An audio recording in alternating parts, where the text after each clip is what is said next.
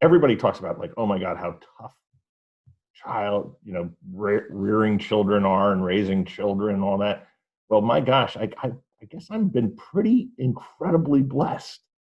I really have been. I don't think that Mychaella, my daughter, ever was this, like raving banshee, she was an angel.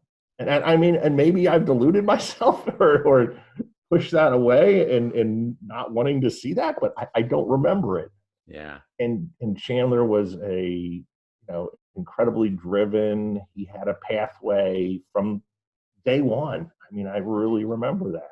Is that so maybe you pass this on in the gene pool. Well, their mom was incredibly intelligent, and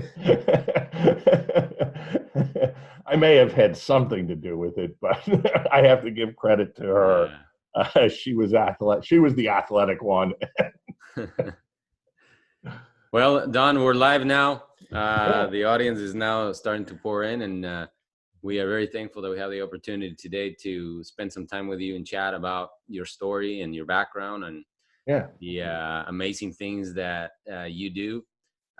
Ricardo has been telling me all about it, and you have told us a little bit about some of the events you're preparing and the ones you've already done, and really just to give you a little background of who we are. Marketer Brothers started as an idea of really showcasing those individuals that display a mindset of just no excuses, and also of going above and beyond to kind of push those limits of that sometimes we impose in ourselves, to think that we are the only limits really are in our mind, and what we think that is that invisible barrier that we can't cross. So we cater to entrepreneurs around the world.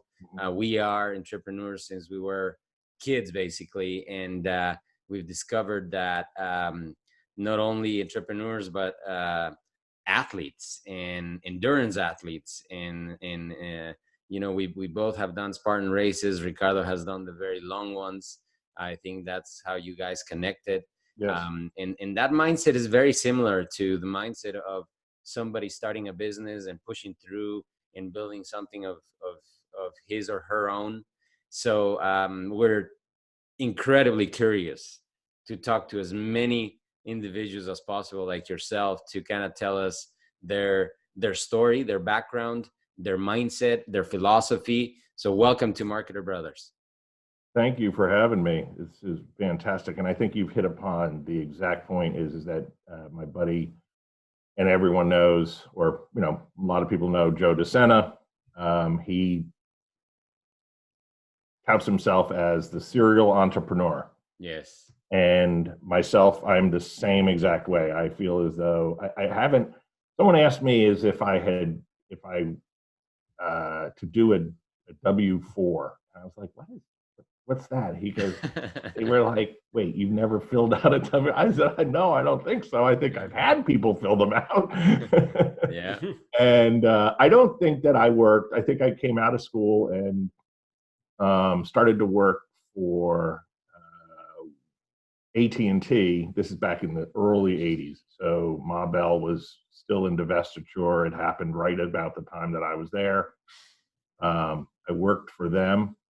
And then I went off and worked early on with a construction engineering firm, and decided that, I really was not cut out to be stationary in one place and look out the window and watch the chuck wagon come for break time.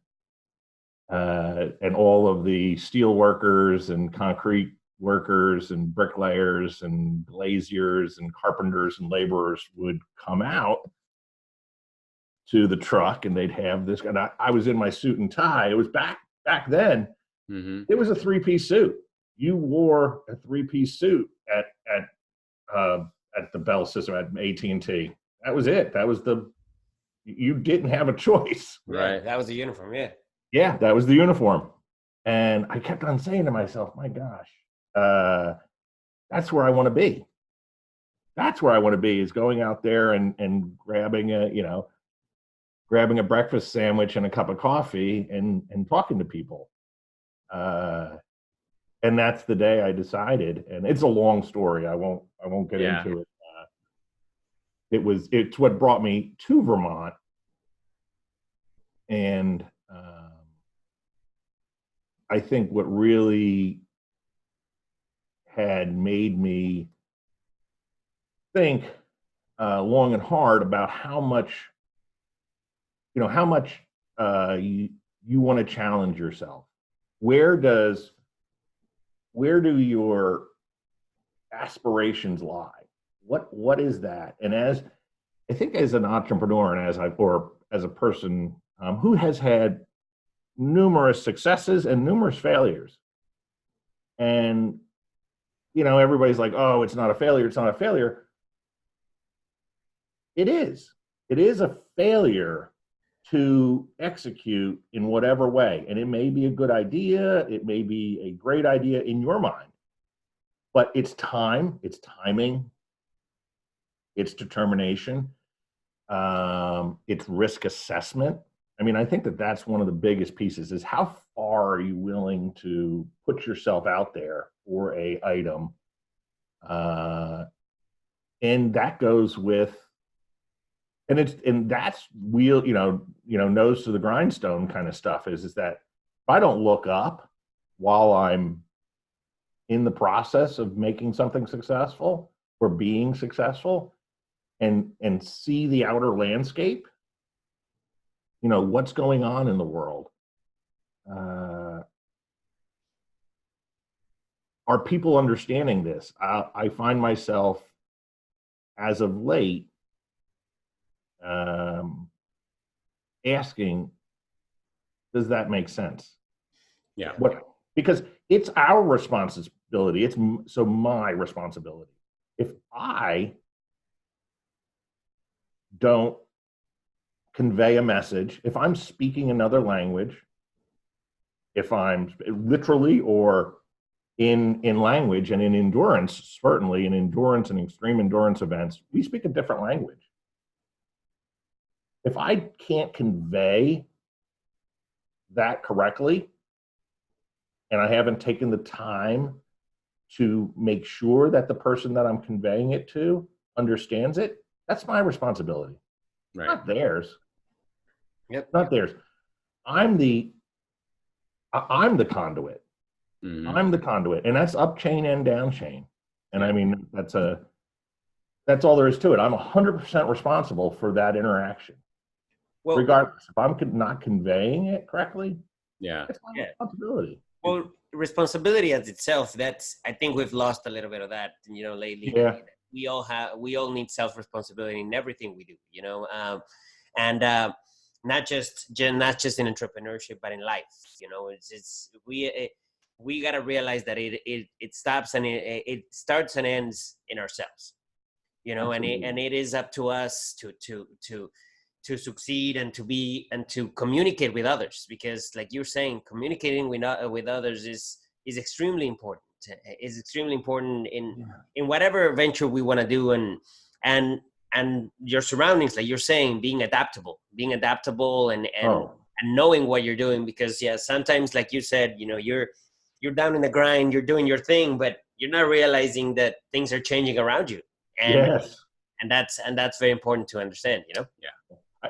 I always take this one analogy. I don't remember where it came from. Maybe I developed it on some crazy 72-hour hallucination. Is that the old logger up on the mountain whacking away with his axe, and he was just going and going and going, and he heard way off the hum of something. He was like, "What is that? What is that?" He just kept on, oh, well, doesn't matter, keep on going. He's days into the woods. And sooner than later, that hum gets closer and closer and closer. And he's like, God, what is that? Well, I can't be bothered with it. Well, all of a sudden, this this other lumberjack comes up and he has a chainsaw. Yeah. You have to take the time. You have to take the time. I know that's a goofy little analogy, but it's so relevant. Yeah, it's true. It's true because I mean, you gotta adapt and everything. So Don, we talked a little bit before we were live, but what tell us a little bit of your background. You mentioned you started working in AT&T and everything, and realized you wanted to be more out there and moved to Vermont. And how did you get into extreme endurance? And actually, you have the Decaman behind you. We a lot of people I don't think know what extreme endurance is to begin with. There's very few of us that do a death race or even has heard of a death race, and you're a death race finisher many times over. And so talk to us a little bit about the extreme endurance and the mindset that it takes to get there, and how did you end up becoming I call you a legend in that, because when I first signed up for one of these things, it was a little bit of you're the face a little bit of it, and you have your slogan, quit now. So you're all of a sudden signing up for something, and here's Don telling you to quit before you even show up. So tell us a little bit of who Don is and how extreme endurance came about. Yeah, well, that's a great question. I mean, I think that it came from originally, or at least my experience in some of this came from my father and my grandfather. They were, I didn't realize it at the point in time that my dad would take us up into the Adirondacks or take us onto the Appalachian Trail as kids, or take us out, and we would do these multi-day survival hikes. And back in the 70s, that was the stuff of legend. Mm-hmm. When I think about it now, I think that he was trying to figure out which one of his sons were going to survive for the inheritance. There were three of us, so I hope you all three survived. Unbelievably we have. Unbelievably we have. That's amazing. He had so as I was a wrestler in school, all the way up through New Jersey and in that area. So but through the ancient history. So once I got up into Vermont and was starting my business, which was in construction. It was construction, restoration, and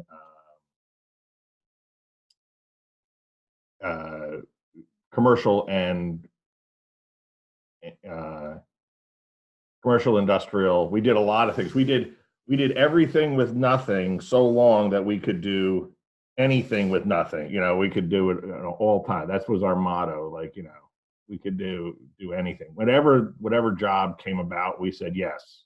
And I think that comes from, my father too, is that he just said yes to so many things. And he was in the corporate world for a long time, but once he started to evolve, he really became more entrepreneurial. And I think that was a mindset. You had to be in that corporate world, retirement, all these things. It took a long time for him to accept that I was in business for myself. Mm-hmm. While he was doing the same thing. He was drifting from the corporate mentality into self-employment or consulting. And I was like, well, you're doing the same thing. Oh, well, you never know. The construction and, that industry is so volatile, and you don't know. I'm like, wait 1 second. Don't I have like $19 million worth of work this year? It could all dry up tomorrow. You're right. You're right, Dad. You're right. But one of the first things that I did had to find something to do with this kind of latent energy that wrestling really imbibed, this struggle. Because if you think about any of those types of sports, those one-on-one,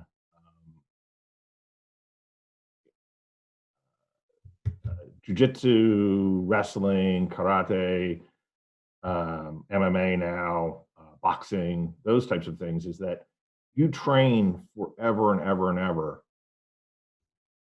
and so hard for 3 to 5 minutes of performance. Mm-hmm. I became more attracted to the training aspect of it. How far could I push myself? How far can I go?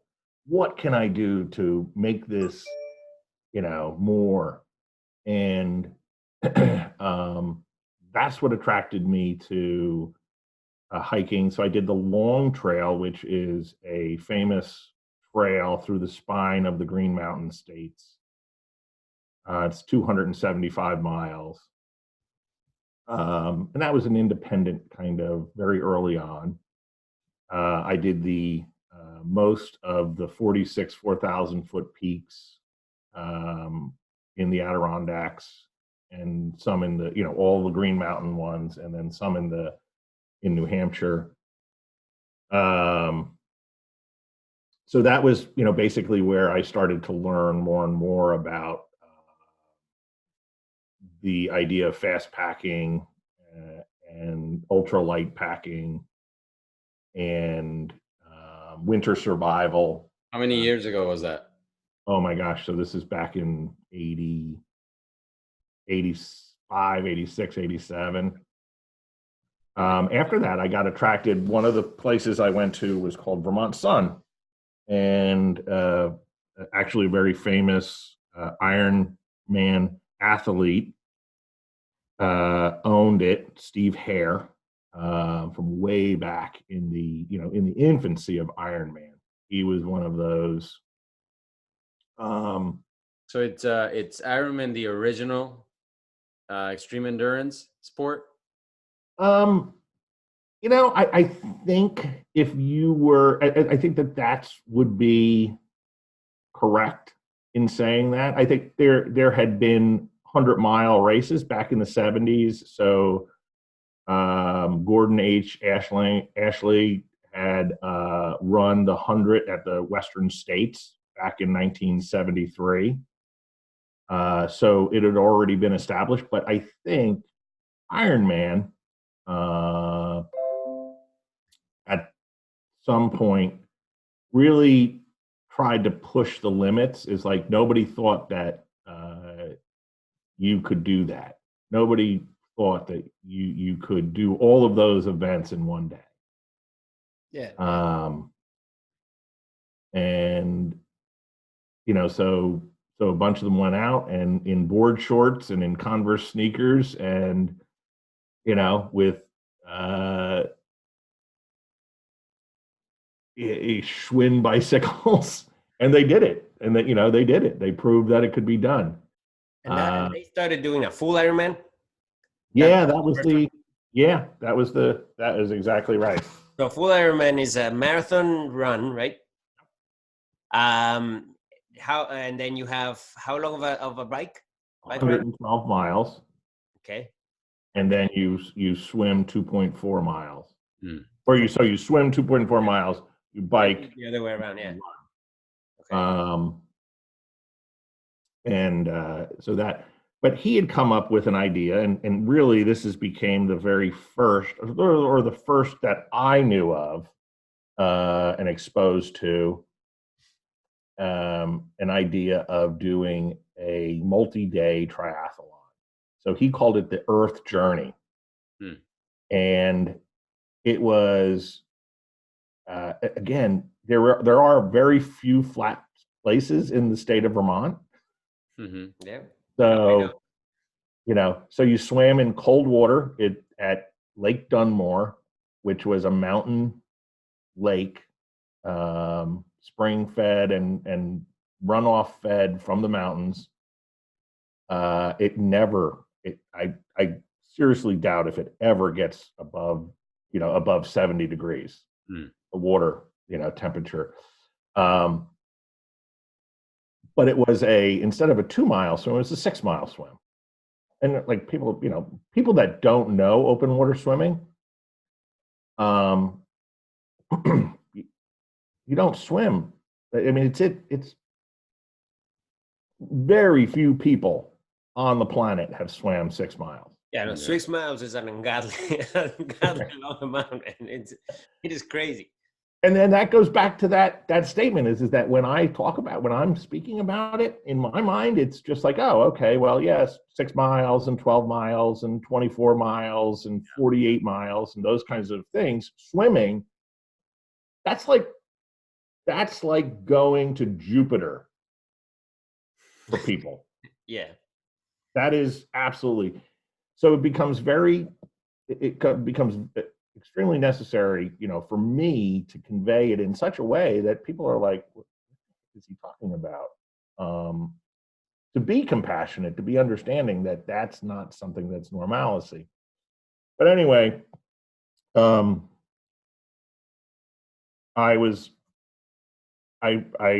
met another person who is basically has always been one of my mentors, and Wayne Kurtz, who is my partner at Decaman. He is the same way. He's absolutely cut from the mold of that serial entrepreneur, go-getter, ultra endurance athlete. He was there. There was very few of us. Now there's a huge pile of us. Everybody wanted to do it. No, there was a few of us.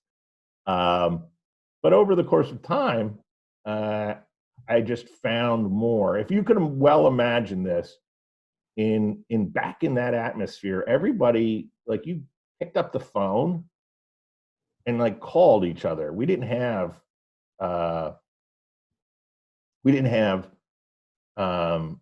online registration. Right. We didn't have instant conveyance of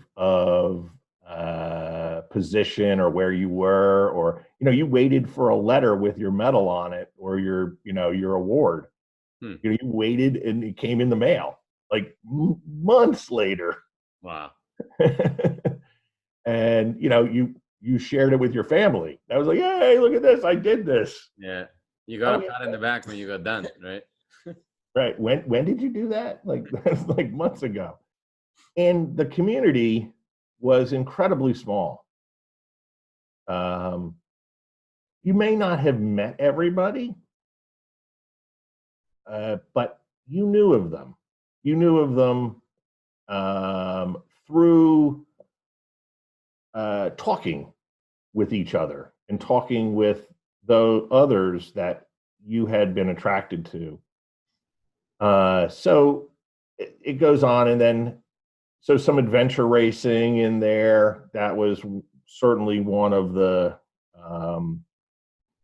early inceptions. So adventure racing, if for those that don't know it, is a team sport, and you are followed. It's called multi-sport. So basically, you're running, hiking, fast packing, you're gravel mountain biking, you are kayaking, you are rafting, you are rappelling, climbing, and all during this, you're orienteering. So the course map is not given basically to you. You have to orienteer, so you have to do actual land navigation to get to these points where you have to pull up a chip or a tag or whatever that is, or beep in to them as a group. You have to stay with your team over the course of some of these races are 300, 400, 500 miles long. and that encompasses all of the sea kayaking. I mean, they're the big expedition ones are 6 to 8 days long, expedition adventure racing in wild, great places like New Zealand and Papua New Guinea and Fiji and the Highlands of Scotland. There's actually one in Ecuador that Yeah. we should talk about and doing. I've been looking for a team to do it. It's called Huayracinchi, and it's a 4-day one, and it's it's across Ecuador's, and it is amazing. Yeah, I'm in. I'm in. Yes. Yeah, and so Actually, you know who would be his really interested, and I think that is a I don't know, a mutual friend or a friend of mine at least, is Mark Jones, who just finished selection. Yep. And he is the only person to finish all 5 of the death race simultaneously in 1 year. Wow.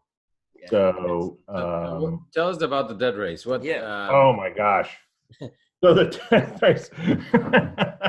Because the interesting part is that this whole endurance race started, right, and then nobody really knew it, and then somehow throughout this past few decades, Ironman became mainstream. Yes. Now thousands of people all over the world doing Ironman.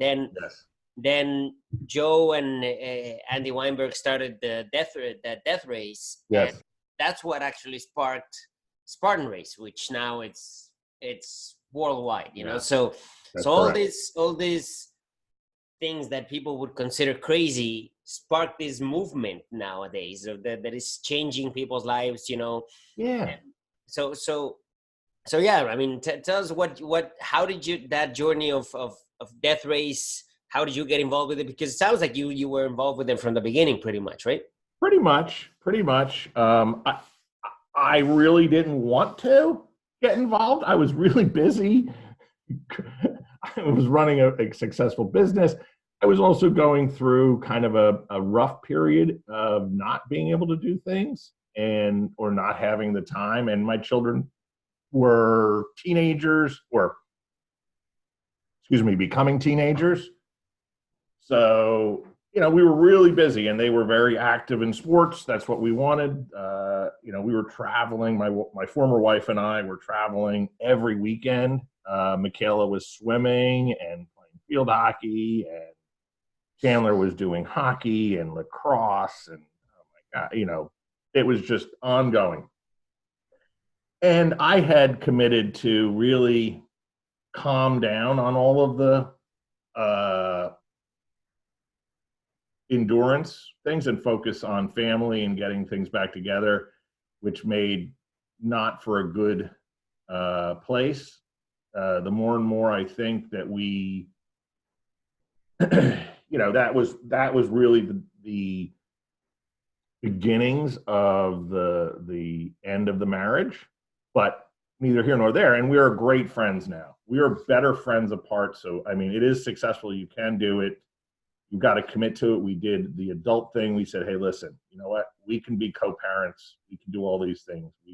We'll be married forever based on these 2 children. And that's all there is to it. For anybody that's listening, that is thinking of, all of these things, you don't go into a marriage thinking that you're going to get divorced. What you do is you just evolve. People evolve. And that's all right too. But Andy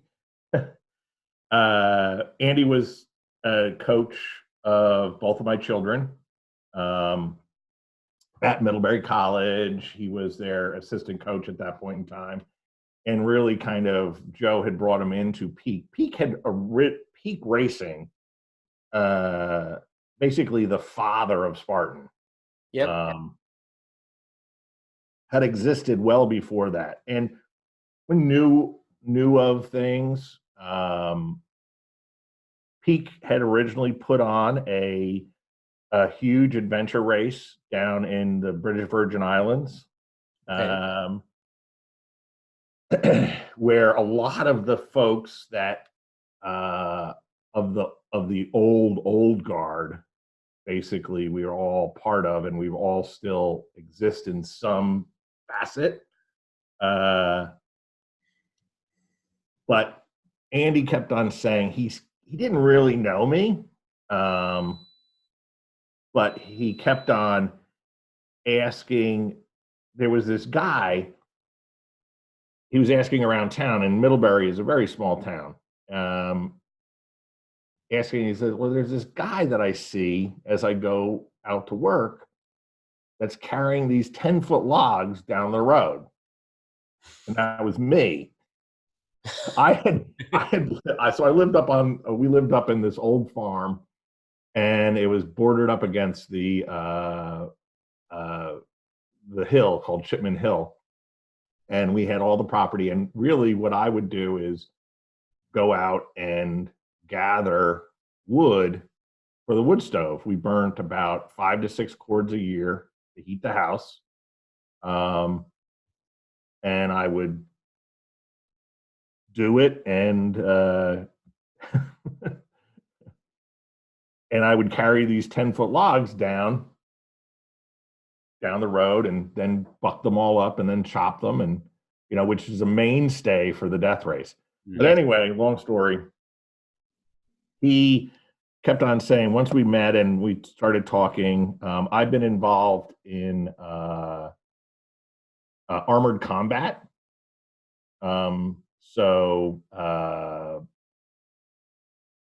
SCA, Society for Creative Anachronism. So that's medieval combat for a long time. And he thought that was, just like, that's crazy. But again, another crazy thing that I do. And he was like, "Oh my gosh, you should come to this thing, the death race." And I was like, yeah, I have no idea. I knew of Joe. And Joe was living in Vermont by then already? He was living in Vermont by then. Yes. He was living in Vermont by then.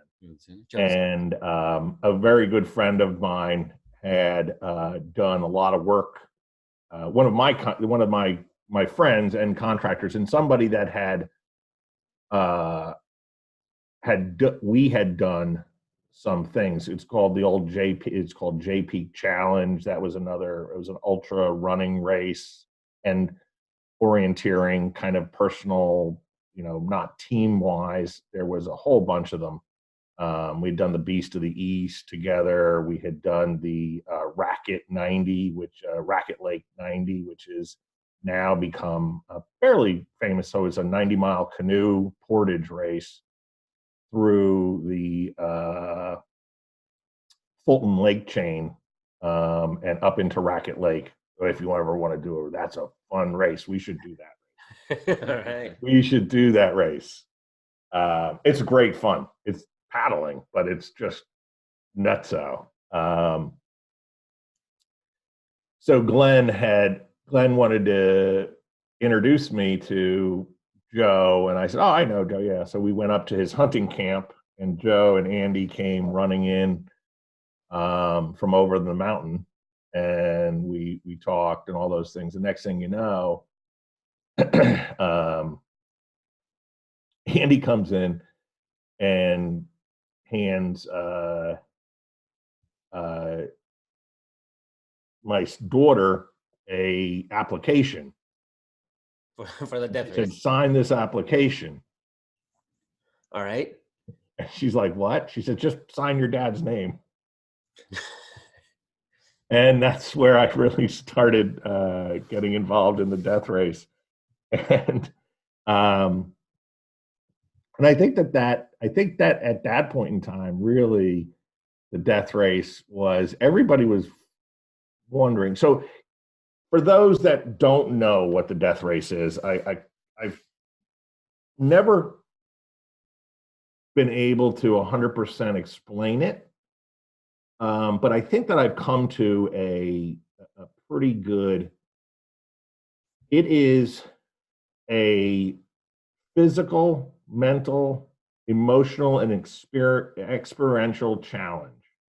So you are outdoors, you will be lied to.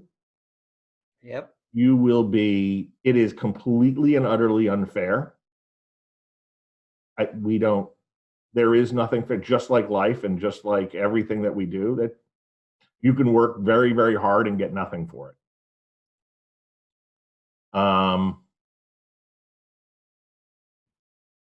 We will manipulate the scene as we see it presented. It's multiple challenges that are potentially impossible. You will not know when we have exactly started the clock. You are the only one, other than medically, that can take yourself out of the race. That is a secret. Ha ha ha. We may pull your bib. Just keep on going. Keep on going. Keep on going. And I can tell you to quit now. Don't. Keep on going. Just go. You don't know when it's going to end.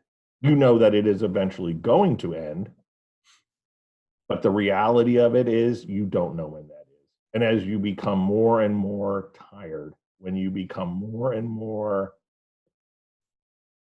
worn down in all of those aspects, that is where your life experience will kick in. If you allow it to. The best of the best death racers are people that are close to the moment. Does that make sense? Mm-hmm. That are living in that very moment. When you can bring everything in that close, and move forward regardless of what has happened and with no expectation of what's going to happen in the future, you're successful. There's no two ways about it. So the death race really, I could evolves into this very personal evolution. And you evolve in so many ways through the race. We really, and it sounds kind of passe these days, but it's not, is because you are unable to truly train for this race because we don't give out any information. We give you a lot of false information. Mm-hmm. Yep. We give you there's a lot of chicanery, and there's a lot of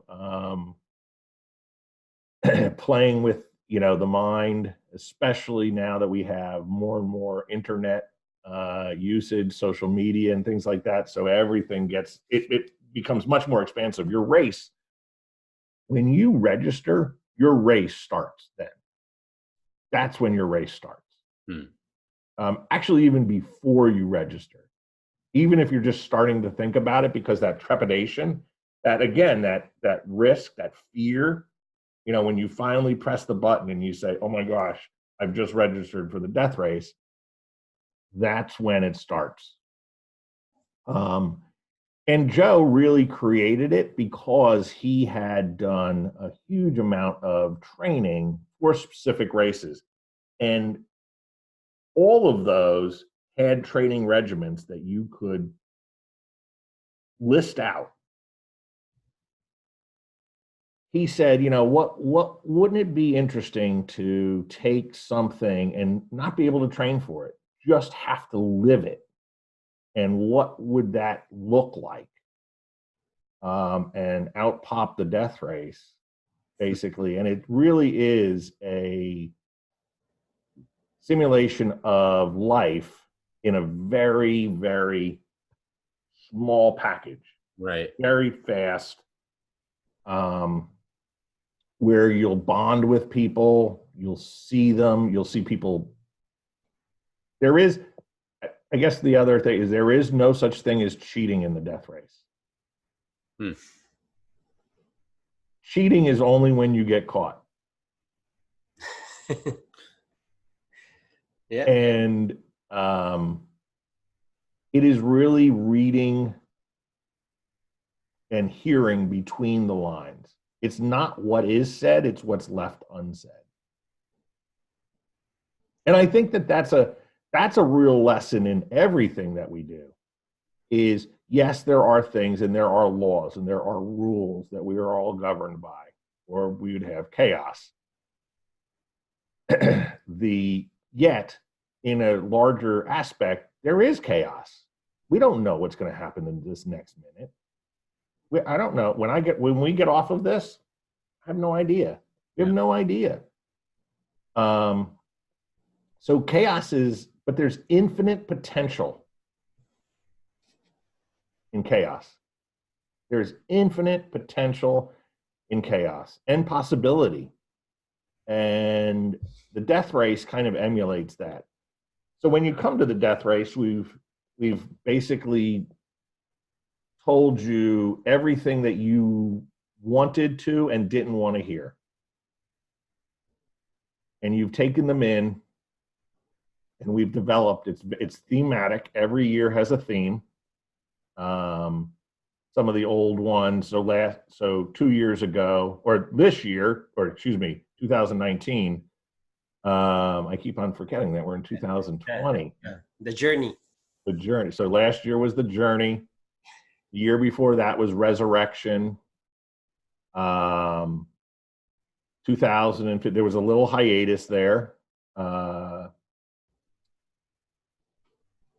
2015 was birth. The year before that was the explorer. The gambler and religion and betrayal were all themed races all the way back through. We can keep on going back, but you've done them all? Not every one of them. I have been part of almost every one of them in some fashion, whether facilitating, helping, being part of, or participating in.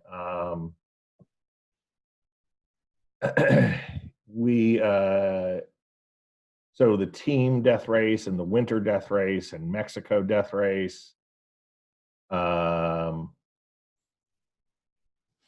summer,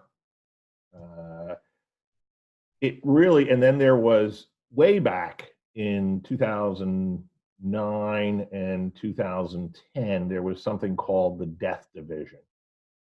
And basically it was all of Peak's races. You would do them as a death racer. So the 500, the Peak Ultra 500 and 200 and 100. That's right. There's a 500-mile race out there. 500-mile. Wow. In broad route, the people don't know, it's horrible. Are you coming to do it? I'm registered, man. I'm registered. I'm planning to, for sure. Awesome. That is so awesome. I'll see you there. It is absolutely a fantastic time. But you would do that. You would do the snowshoe, and there would be challenges along the way. You would do the old Warman bike race. You would do the 666, the mountain bike race, which we're bringing back. So basically, it's not the full 666. It's a 6-hour, go as far as you can mountain bike race. It's directly after the death race in July. Like the day that the death race finishes, it will start.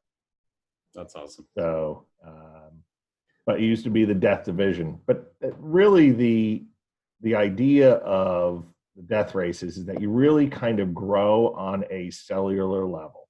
You are changed because you've experienced something that a very, very small portion of the population has ever experienced or gotten to experience or had the fortune of experiencing.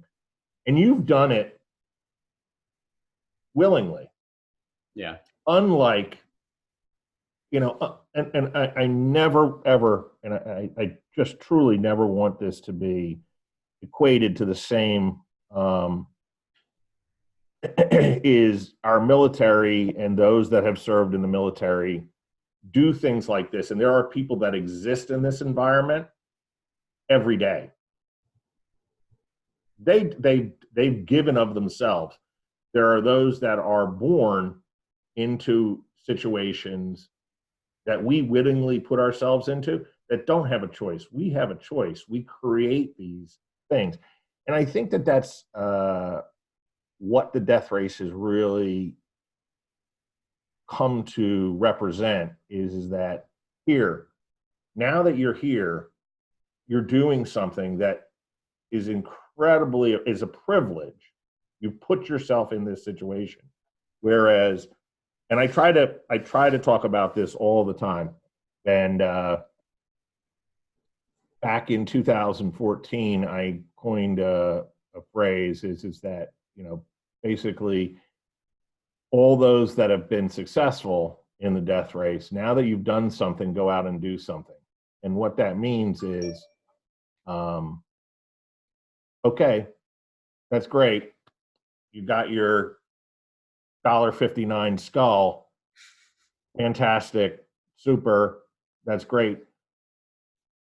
You've proven to you yourself and those around you that you can manage and you can do and you can overcome and you can assess things and you are successful within this. Now go out and do something for the world at large, your community, your family. Do more, be better. All there is to it. Yeah. Is because if you sat there and didn't do anything with what you've done, well, then what does it mean? It's a plastic skull on your shelf. Right. Yeah.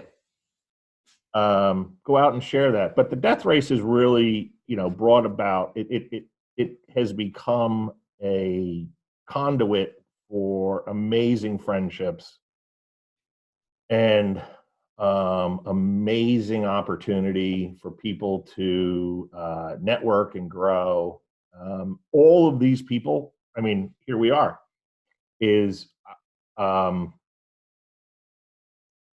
I really cherish those relationships and the relationships that have been made through the death race. They're all people, almost to a one, that I would want to hang out with. And I really think that my ride, the journey, this year, 2019, Deca journey that I did, really showed me that in brilliant color. Is I was able to travel around the United States on bike and visit I got to the point where I couldn't visit everyone that had asked me to visit. And they were all from that community. 99% of them were from the community at large that was part of the endurance world, and the death race, peak racing and Spartan and all of those things. I feel incredibly, I cherish every bit of that. I cherish all of those relationships. And I think that it proved to me that, regardless, time is not the enemy,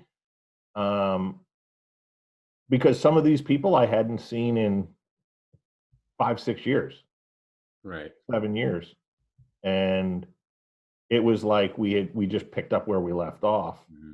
And that's a bond that you only get when you are in that type of struggle, in that endurance framework. Yeah. And it takes hours, it takes days. You can't do that.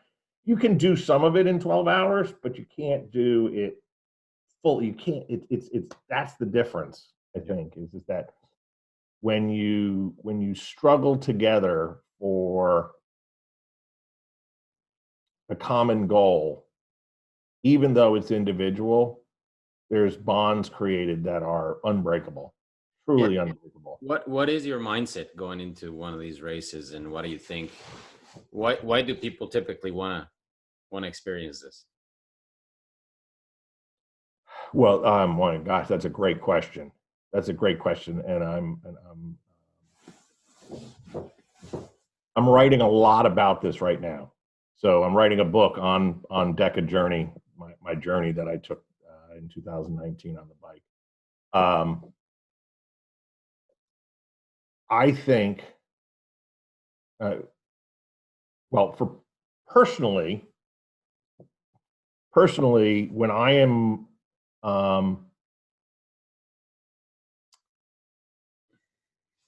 not doing well emotionally, when I have doubts, and I think we all doubt ourselves and we all handle it differently.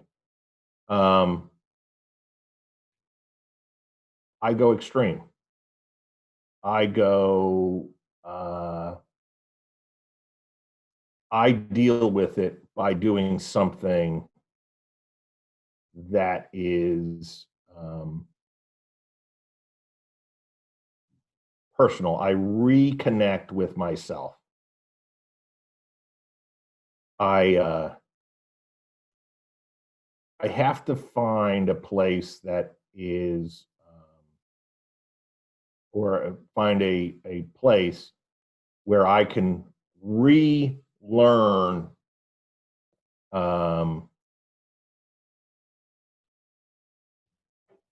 self-compassion. Mm-hmm. So through, so not being able to, I can remember I would pull these, my father would call it as like R&R growing up was R&R. Wasn't rest and relaxation, it was rocks and roots. All right, Saturday, rest, R&R. Oh, shoot, we got to go and pull rocks or something like that, build a rock wall or,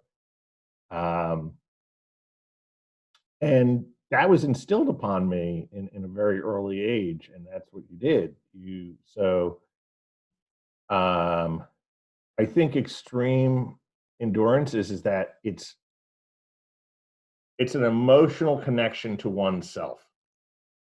Is that I think that we forget that is that we can be emotionally connected to everyone around us in some way. What we forget to do is be emotionally connected to ourselves. Mm-hmm. We just take that for granted. We take that piece, and I think that certainly for myself is there is it's a way to do that reconnection. It's a way to reinforce that I can do this. I can overcome. I can be better. And another thing is that I think that I always take it is that one of the things that I try to teach in the death race, and I've always and I take this is a two-way teaching place, is when I'm my most tired, and I don't do this well all the time. This is not something I do well. I have to practice this.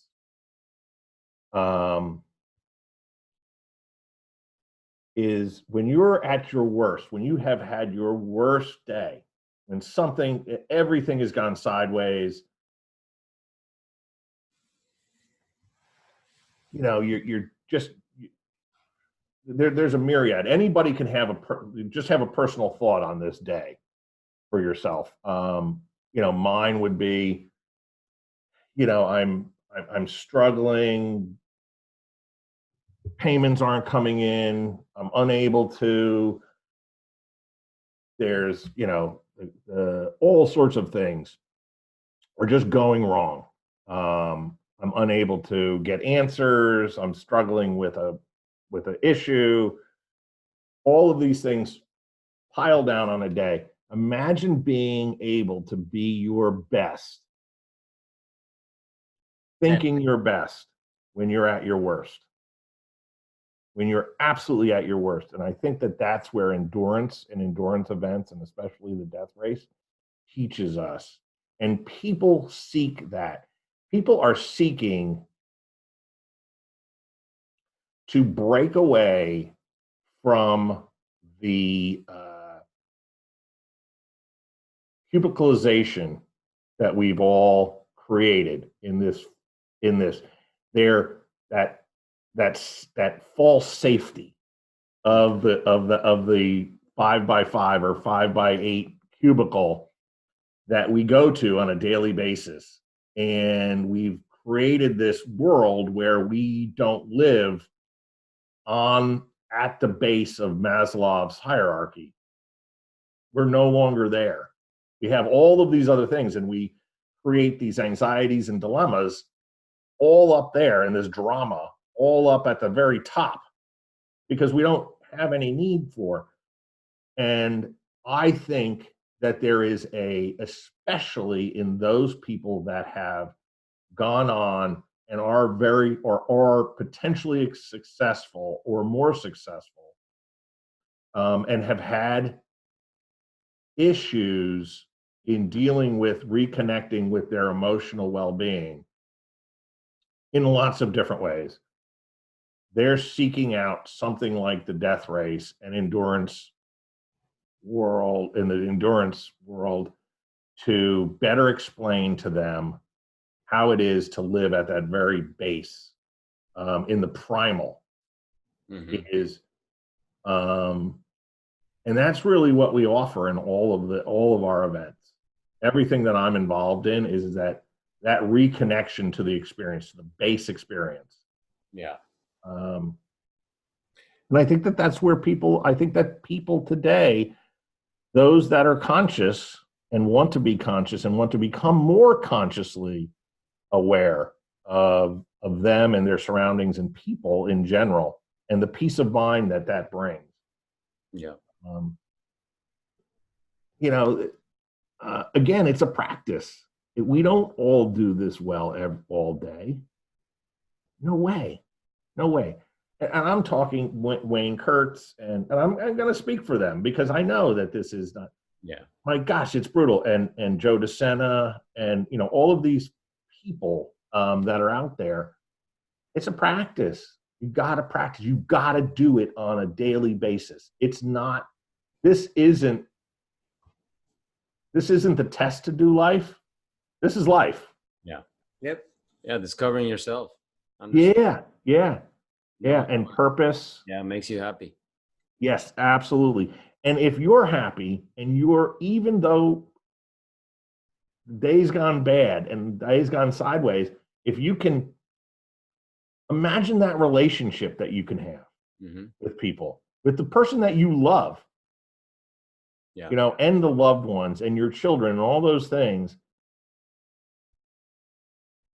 if you can be thinking your best when you're at your worst. Yeah, very true. Don, it's been a great time with you. Yeah. Can you give us one parting thought for those out there that are in their journey of entrepreneurship, maybe you're an endurance athlete, or anyone really that needs some words from a person like yourself that has, I don't even know if you've tallied how many miles you've biked, how many miles you've swum, and how many miles you've run. Maybe you can give us a quick stat, but sure. That would be like juggling chainsaws. Right? You've lost count, which is an awesome thing, to be honest, right? It is awesome. And but there's so many people out there that I think entrepreneurship is most of the time a lonely journey, right? Yes. Because the world now, I think it's more friendly to it, but it hasn't been, right? It's right. The black sheep of the family that becomes the owner of a business, or that if you were lucky enough to be born in a family that was of entrepreneurs, then you look around and you see all your friends and school buddies and everybody else is like, oh man, none of these guys think like me, right? Right. That's correct. So what are those things that you would tell somebody that it's in that journey? I think that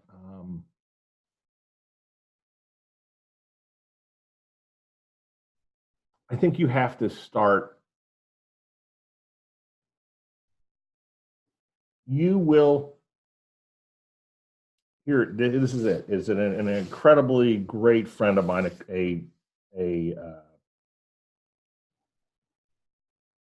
grade school, elementary school, I even think, elementary school friend of mine that I hadn't seen in 25 years that I had done this. He says, and it stands perfectly to this, is that you will never be 100% ready to do anything.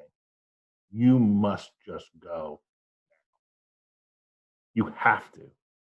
It is a mandate. It's not as though that time is fleeting, as though you could plan everything. You can stop. And if you have, the time has passed. You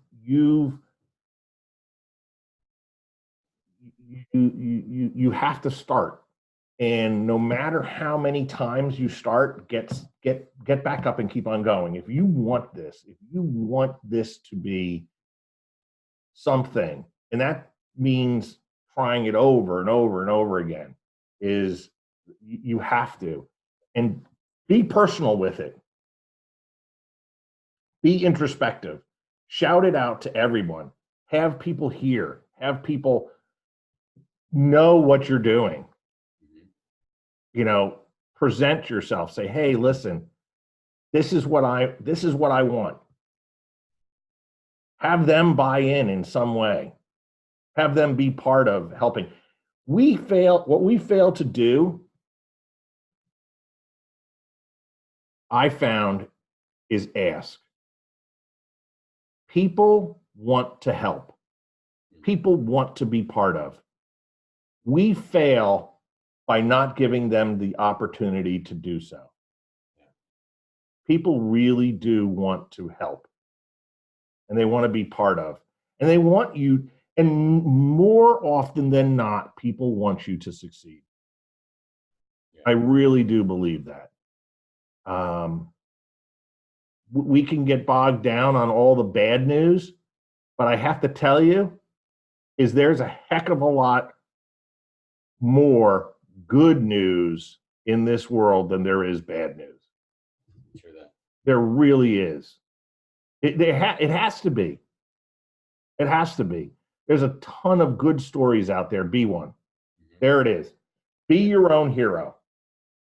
I like that. This is it. You are the hero of your journey. Be it. Believe in it. Believe in it. That's awesome, Don. Hey, man, I want to thank you for the time you spent with us today. And boy, yeah, I wish we could stay talking forever. Yeah, we have the chance one day to be in an event with you and participate and learn more from you, because the wealth of experiences and knowledge and situations you've been in. I mean, I'm glad you're writing the book. So yes. Thank you. Let us know when that's out so that we can promote it and share it to everybody that we know. Honored. And again, have a great weekend, and we thank you for the time you spent with us today. You're awesome, man. Thank you so much. Yeah, check out Decaman and check out Trans Am, Peak Racing, Steel Twitch, which is, hey, there's one for you. And we'll do, hey, you know what? We should definitely, I think you should get with Mark Jones. We'll tie that all together. Yeah, the Ecuador challenge. I think that'd be cool. We'll put the links to this to all your endeavors here in an interview. I'll also we'll put it on YouTube so that we can share with people that couldn't see it live. Thank you. Yeah, man. Can't wait to see you again at the death race, and I'm sure we'll plan some adventure together soon. You got that right. All right. Have a fantastic day. Super honored. Thank you so much. Thanks, man. All right.